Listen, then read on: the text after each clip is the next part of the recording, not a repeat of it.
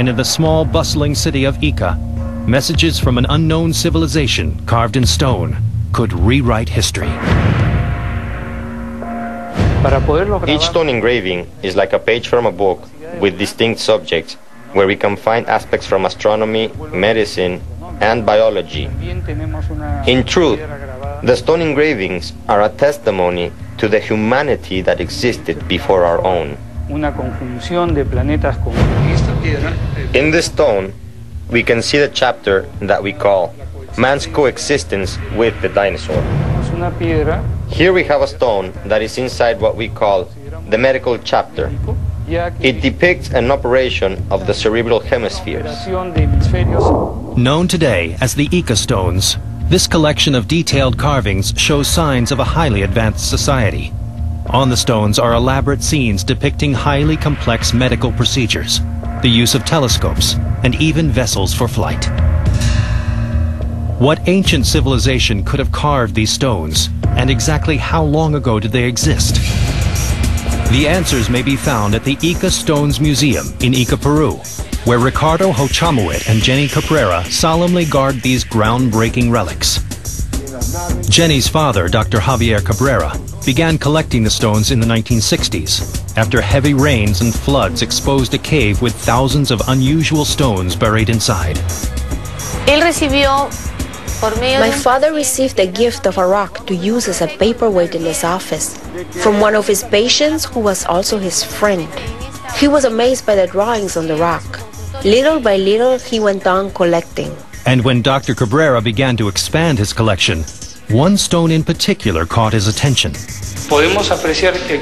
Here is a pregnant woman whose blood is being extracted for the heart transplant of another patient.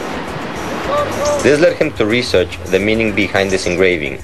His findings determined that a pregnant woman's blood goes through changes in which a hormone is produced.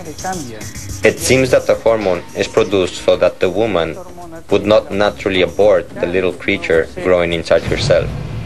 Besides medical and technological advancements, the stones also revealed the secrets behind a long-lost continent. Here we can appreciate the other part of the Earth's hemisphere.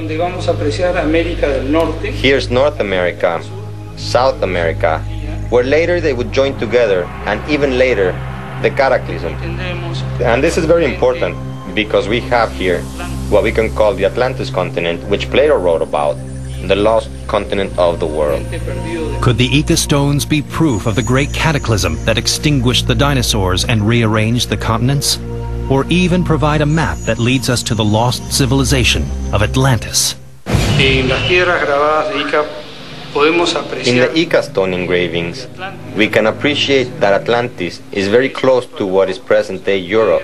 It could actually be part of Europe. The other startling revelation the stones convey is the age of the civilization that carved them, a timeline of humanity that would shatter our perception of the universe. This is one of the most controversial stone engravings because present-day paleontology does not acknowledge that man and the dinosaur lived in the same era. The dinosaur disappeared about 65 to 70 million years ago, and the oldest man, as far as we know, dates back to only 20,000 years ago.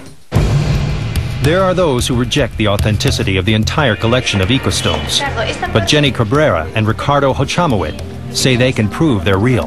There was a study being done at the University of Madrid in which two people came and with permission excavated many of the stones. They took them to analyze in the laboratory and discovered that one of them was over 99,000 years old.